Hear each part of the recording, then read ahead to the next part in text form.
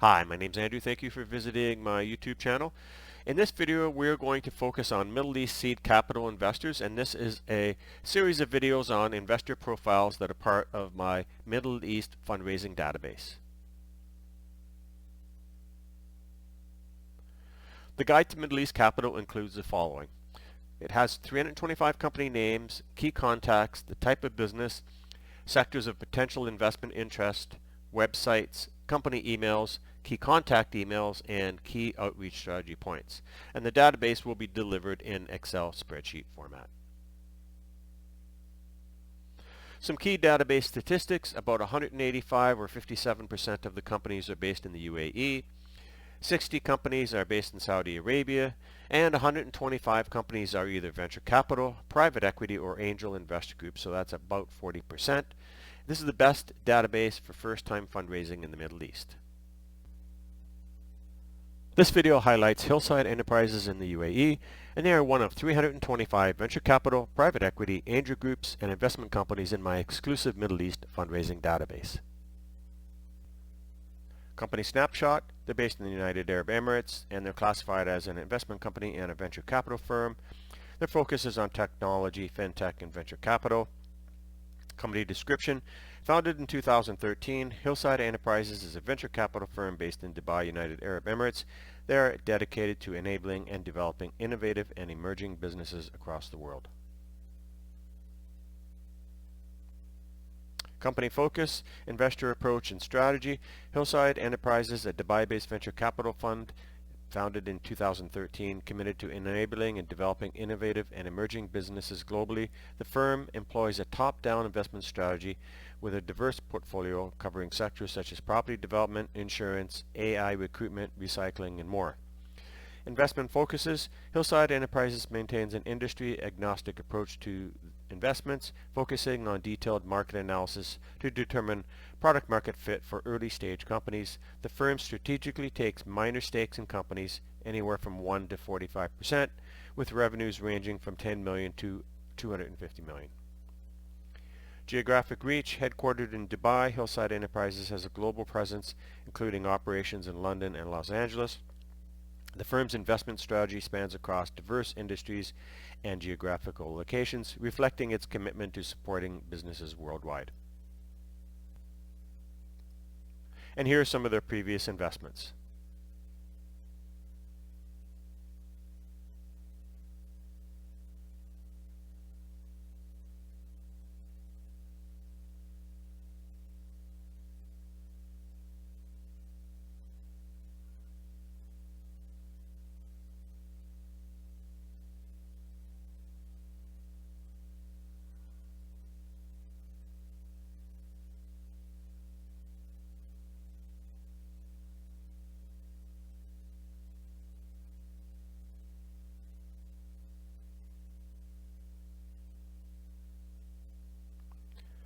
Potential investment opportunities to approach them with. So you're going to see my spreadsheet part of the presentation coming up just shortly, where I actually highlight all 325 companies on the spreadsheet. Now, I have created this database for you to use to target and to set up a more sophisticated database as time goes on. And I've identified 3 different sectors for each of the firms to help you at least determine if that's a good company to approach. Now, it doesn't mean it's carved in stone, and it doesn't mean that these are 3 sectors that they're going to invest in today or tomorrow, but it's based on their website, it's based on press releases, it's based on previous investments they've made or their affiliate companies. So it is kind of a broad base, but it helps you at least start to target a little bit better. And given their past investment patterns and existing philosophy, you might want to propose the following investment opportunities for e-commerce, real estate, and consumer products to this firm, and that's a good place for you to start. One of the key benefits of my Middle East database is I've included the tips for investor outreach. And this is what makes it unique. There is no other database like this, and I specifically created this database with these tools for people who are doing their first time fundraising. If you've ever had to deal with fundraising in the Middle East, you know that's a little bit different than in the West. to build relationships is really key. You should not be sending your pitch deck or your investment opportunity off to CEOs or chairmen or partners on the first time you've introduced yourself to them. And in this database, you're going to see the spreadsheet coming up very shortly. You're going to have all 325 companies. You're going to see the entire spreadsheet of what's in this database. And you're going to see there's a lot of senior parties in there. There's a lot of CEOs and chairmen and founders. But the purpose of this database is to also grow up the intermediate levels in it. So you want to try to get contacts at the associate level, investment advisor, and director level, maybe vice president level as well. But those categories are really important for you to build a relationship with that firm before you start blasting off your material to them. It's really not going to make any sense to send a chairman or a CEO a pitch deck or an investment opportunity for a $50 million or $100 million real estate asset, because they're just going to kick it down to their associate or investment advisor, and already you've already started off on the wrong foot with that company, because the first thing they're going to think is, why didn't you send it to me? So really it's really important to keep these steps in mind. Now, what I've put in the database is key outreach touch points so that you can make these contacts. Now, there could be contacts on the database that you're comfortable to approach. There's also a ton of HR contacts, and I'm going to get to that in the next part of this on this slide. But let's say there is a contact that you have identified and you know and you're comfortable sending a note to. First of all, again, you're not sending a presentation to. You're simply doing outreach. So you might use the strategy in the email body. Hillside Ventures' commitment to tech-oriented investments is impressive. We've identified a synergy with our projects and initiatives. Now, you might want to just send a couple bullet points on what your project is, and then please contact me for more information. That is if you've already got a contact, because that contact's going to know that you've already done their homework. Remember, a lot of contacts in these firms, they're not on their websites. They're not easy to find. So if someone gets an email, they're going to figure out that you've done a little bit of homework. Now, the harder part is when there is no contact that you know, or you're not comfortable sending anything to a chairman or a CEO yet. And that's actually better that you use this strategy. So the strategy for this case would be to send an email to either the info at or the HR contact. If you send this type of an email to an HR contact, they're going to do one of two things. They're going to send you a note back saying you should contact so-and-so, here's their title and their email. Or they're going to forward your email to the party that should handle it. In other words, whoever handles deal flow in their firm, because that's what they're there for. The HR contacts are a contact in companies that is it's underutilized, to be honest, and they're the people that you should be contacting for to do a little bit of that research to find out who the right party is, because that party that they send you to is going to be your first touch point, and that's who you're going to build the relationships with. So what would that email look like? Well, the subject heading could say collaborations with Hillside Enterprises, and then your key initial email approach may include copies such as, we're keen on discussing mutual beneficial opportunities. Who might we speak with? So you know the person that gets that at HR is going to do the right thing, because that's their job. Now then you're set. You're going to probably end up talking to somebody at an associate investment advisor or director level. You want to explore the focus of their company. You want to understand their internal process when it comes to handling deal flow. Now, when I was working in the Middle East, I helped develop our company database for this purpose, because we had a company database that we went out to when we had real estate opportunities, and we were dealing with large opportunities, 50 million to 250 million US dollars. We were not a broker. We were not on the front line of residential real estate. We handled the larger projects, and we were working on behalf of ultra high net worth individuals and groups on both the buy side and the sell side. Now basically what that means is if a ultra high net worth individual wanted to come, and this happened many times, they want to buy a piece of land for development, or they wanted to buy a hotel, or they wanted to buy a commercial office building, and it happens, and that's what we were involved in. These assets, again, anywhere from $50 million to $250 million.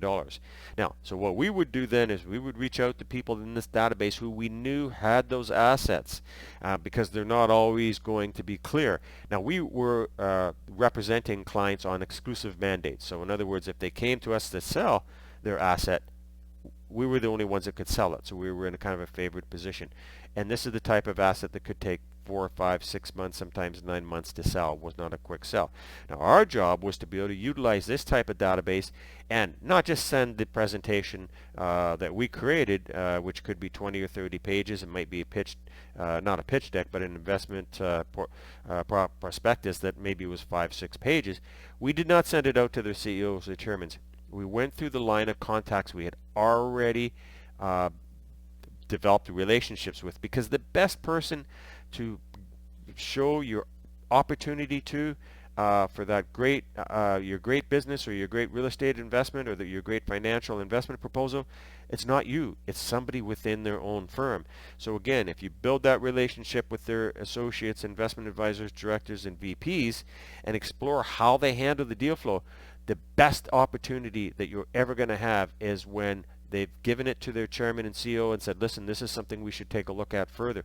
And then that's when you get the permission to contact that chairman or CEO and said, listen, I was talking to so-and-so who's one of your directors, and they said I could contact you to get more information on that.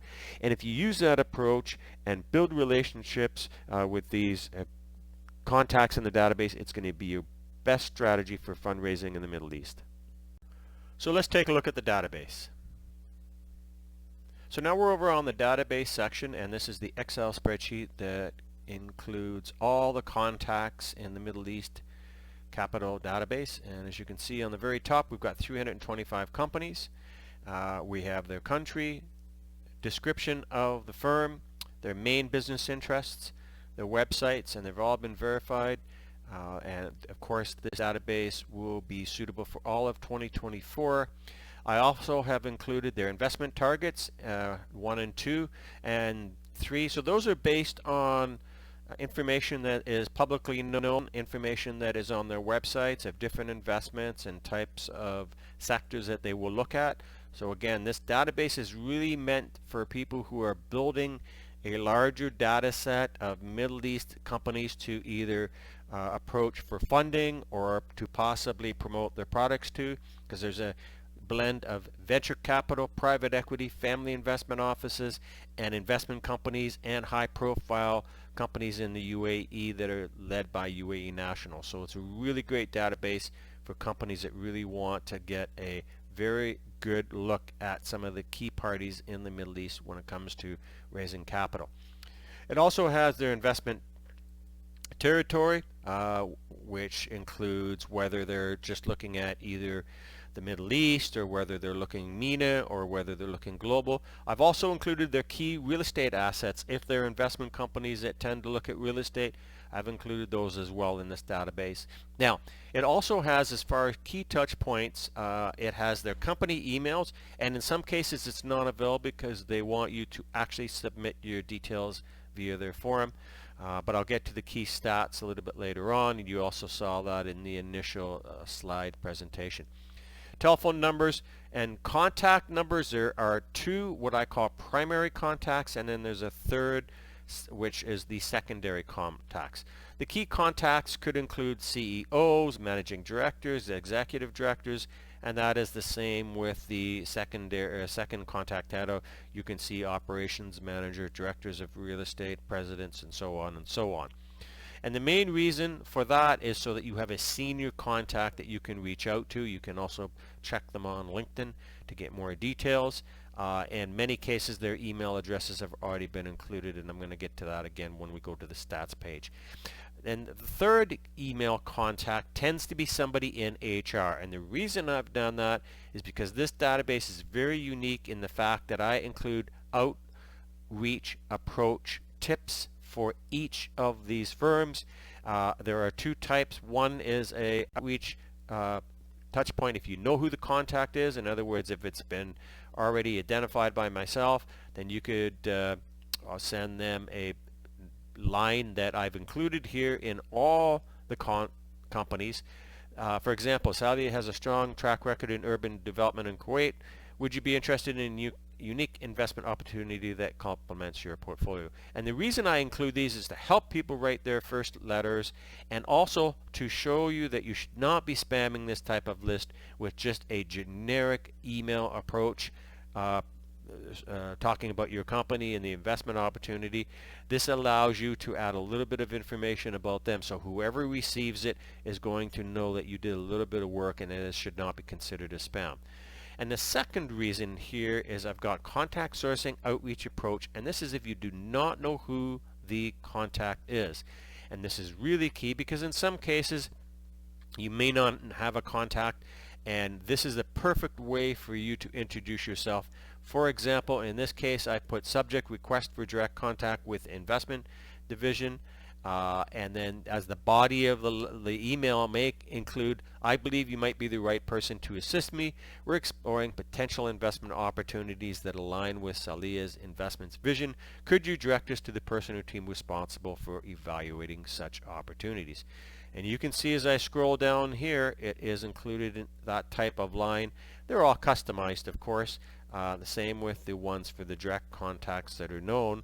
They actually talk about something the company has done, something they've invested in, the sectors, or possibly what their company vision is.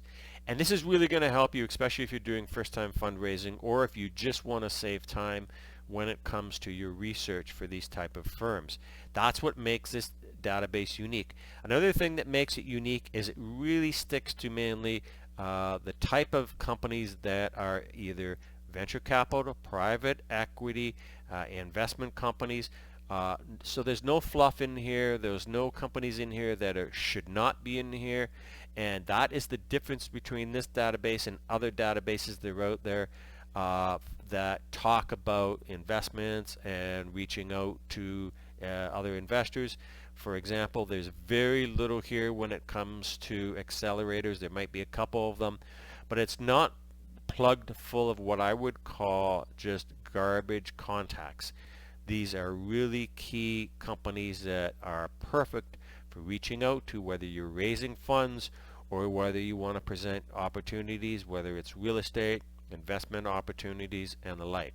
So let's take a look at some of the stats. So the underlying stats are there's 470 firms, 340 prime contacts, 90 third-tier contacts, and 90 email contacts when it comes to the third tier.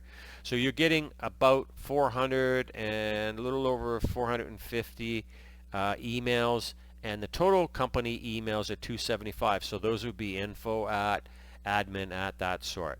So that's a really key overview of the database. Again, this is going to be a series where I'm going to highlight each of the contacts.